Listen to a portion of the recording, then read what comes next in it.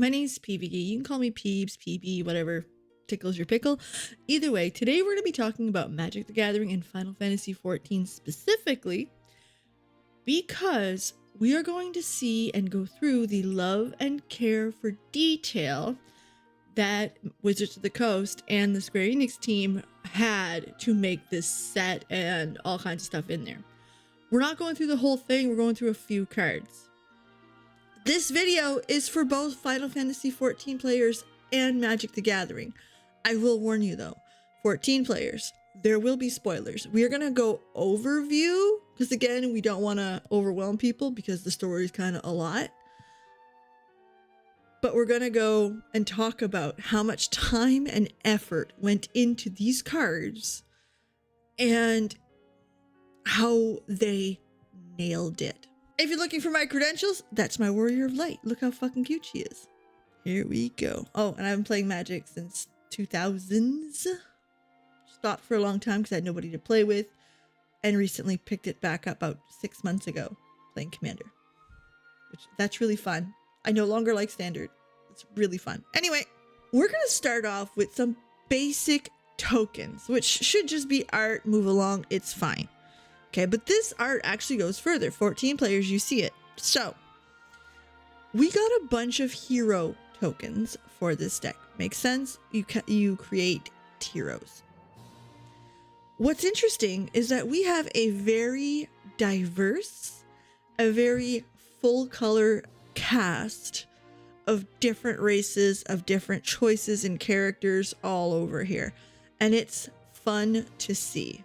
What's also interesting is how much stuff they put into each token. We start with number 1 here on the left.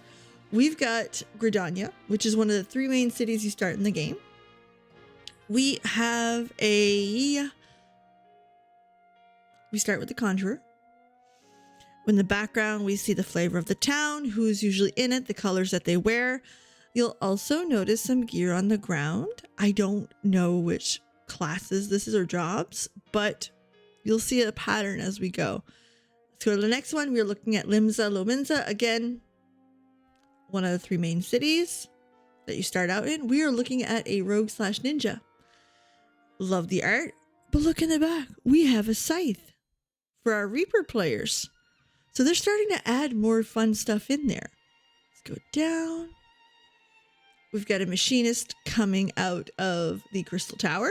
This one's cool. We're in Ishgard. Again, a huge major city of one of the expansions.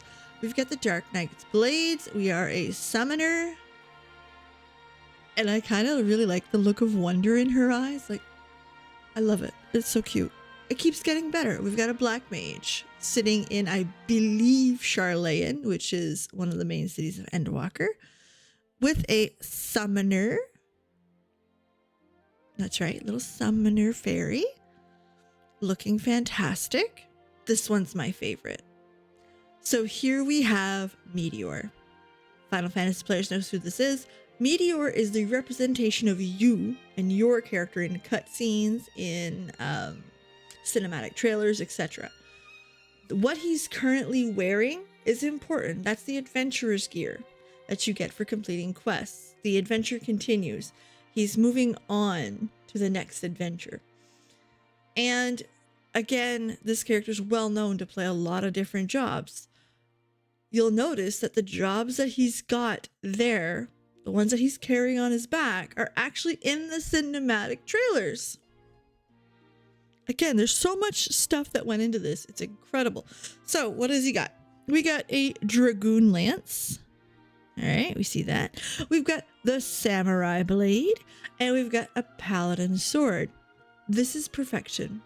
Period. End point. If you wanted to nail Final Fantasy XIV art as an adventurer, that's it. That's the hero. We still get 2 more though, because of course we do. We've got our Rodigan Bard, which I love that. I can't recognize the city. Y'all can make fun of me later for that. But we've got some dancer chakras on the bottom. And finally, I always love the pretty or cute characters in tank roles. It does something for me. We've got a pretty Bun Bun. She's a warrior. She's about to kick your ass. She's got her monk set up as well. In the back, you do see a red mage and I believe a white mage staff. And she looks fantastic. And I believe we're in Ul'dah for that one, which is my personal favorite starting city, but we're not going to get into that. So again, care, attention to detail, by far my favorite. And I'm telling you, it gets better from here. I saved the silliest for last, so stick with me. 14 players, hold your hearts. Ooh, this still hurts to look at. For those of you who have not played this game, or just curious of the impact of what this is a character that sacrifices themselves for you. Where and when? Who? I won't be telling you today. But it is probably one of the more heart-wrenching moments in this game, period and point. It still kind of hurts. And when we see that shield, we know. We all know. Relic of Legends. Perfection. And of course, what it does, it only makes sense of the situation.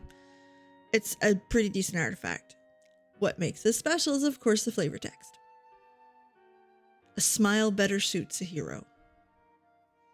You're not going to get context from me because that's going way, way, way deep into spoiler territory. 14 players. Some of them probably just shed a tear. Others are fighting them. Yeah, that's a tough one. Next, we've got Arcane Signet, a staple in Commander. We know exactly what that is. Ka-chow. 14 players are losing their minds right now. What this is a rock that represents you the player. This is your point in history. This is what you use to summon your friends when you need them or when you're in a place of despair. You have it, but deep down it is your representation. Okay. There's some heartfelt moments in this game about that rock. You see that symbol, you know something's about to go down that's huge. And I mean, I have my own. I'm going to put a picture of it here so you guys can see it, but like it's a big symbol in the game. So having it as our Arcane Signet, kind of big. When I told you we were going to talk about stuff that they did exceptionally well for this set, this was the first card that came to mind. Final Fantasy XIV players know this is a villain with a lot of depth, but a lot of odd situational stuff. Simply put, this is somebody who gets obsessed with you. That's right, you. Eventually, they make it their whole thing, their whole personality, to fight you because you're the best. You are. I can't go into why you're the best, but you're the best. And he needs to fight you. He needs to kill you. That's what needs to move for his character. He befriends you in his mind. He gets obsessed with you. It becomes a thing. So, what made this card so good? This isn't going to be a card that you're going to see in CDH. I'm sorry, you're not. But let's go through the details because the details matter in how they built it. My first friend. When Zenos Galvus enters, choose a creature an opponent controls. Until end of turn, creatures other than Zenos and the Chosen get -2/-2. This is a mini board wipe. So all the little guys are gone. He wants to fight the best. He wants to fight you. He has chosen you. And again, he'll become obsessed with you. So it changes him. Which is what fits his next line. When the chosen creature leaves the battlefield, transform. Shinru, as this creature transforms into choose an opponent. When the chosen player loses the game, you win the game. Again, coming back into Zenos' obsessive form. He is obsessed with you. So again, it doesn't matter what anybody else is doing. You are what's important. He will move the universe if he could to see you and fight you. So this card is extremely fitting. Fits both worlds extremely well. And it is a pretty cool card. Generally speaking, I honestly really like the idea of it behind it, but like the attention to detail to make sure it fit everything. Excellent. The next card, to me, again, the moment I said I was going to do this video, the next card that I was like, I have to include it, Zodiark. Everything about this card is perfection. Everything. He is a god. He is. He has a light side. Okay, he is the dark god. There is a light god. No, we're not going to get into it. We're not spoiling it too far. He is the dark counterpart.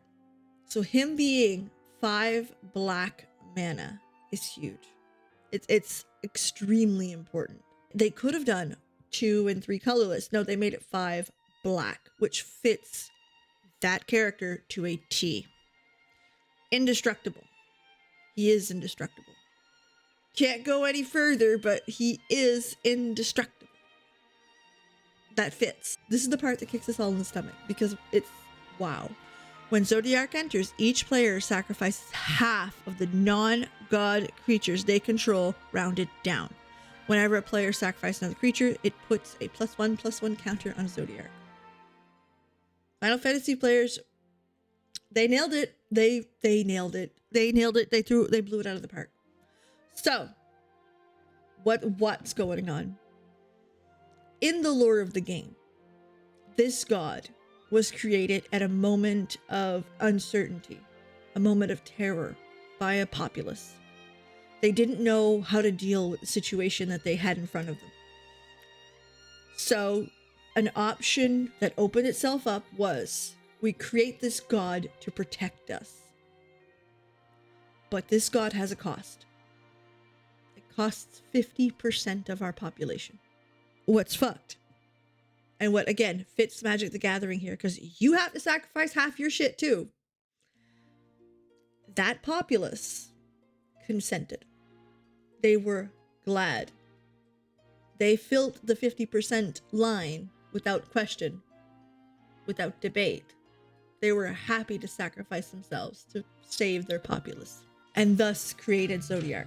And that creation made him strong, thus the +1/+1. Like, they nailed it. They nailed it so good. Zodiark is perfection. It is exactly what we wanted when we said, make a Magic the Gathering Final Fantasy. We wanted something that took care of the IP, and that is your sign that they did. And finally, we're going to keep this video a little shorter because I'm not going to go through each of the Scions, each of the Legendaries, because there's a few with some huge spoilers. Okay, like there's a dwarf wizard, can't tell you who. It's in the precon. Baby, they nailed it. Like, oh, they nailed a lot of this. But this totally non-spoiler, totally silly thing that, again, tells me you know the people, you know the players, and you know the IP, is Miss Kryl Baldessian. The card makes sense. It's nothing special. I mean, it's a good card. It's all right. I'm not too angry about it. She's cute. The dwarf part always makes me laugh because they're lalas, they're little. Anyway, what makes this card tell me that you know the players and you know the IP very well? Do you see it yet? I'll get a little closer. The grapes. They included the fucking grapes. But Magic the Gathering players, you're losing your mind. What the hell is about these stupid grapes? Why are they like that? Why are they in a box? In one of the previous expansions, they had grapes. They fucked up on the rendering and they turned out looking like a box with grape on it. Like, it looked bad. Turns out the players loved them. They thought it was the funniest thing. The game was like, oh, we fucked that up. We're going to fix it. And they're like, no, don't touch our grapes. We like our grapes. It became a meme. People cosplay as these grapes. I have a squishy from the last Final Fantasy Fan Fest that they gave out that is in this box grapes look. It is part of our history. These grapes are everything. They nailed it to include these grapes. So this is how you know they actually give a damn and they actually care about the IP that they're serving. They included little stupid shit like that. Little Easter eggs that players will be like, the grapes! Holy Christ! There's the grapes! Anyway, I thought that was cool. We're going to end the video there because we could go on all day, but those were the big examples about the time and effort that went into this for Final Fantasy players, and they nailed it. They nailed it. In the meantime, have a legendary day. Thank you so much for being here, and I can't wait to see you guys again on the next one. Also, while we're here, we know that they gave a damn about the players when they made this card. I know it's still Zenos, but look, they made him hot. We knew he's thick and juicy. The players are going to eat this shit up. This card's going to get expensive because he's cute. End point.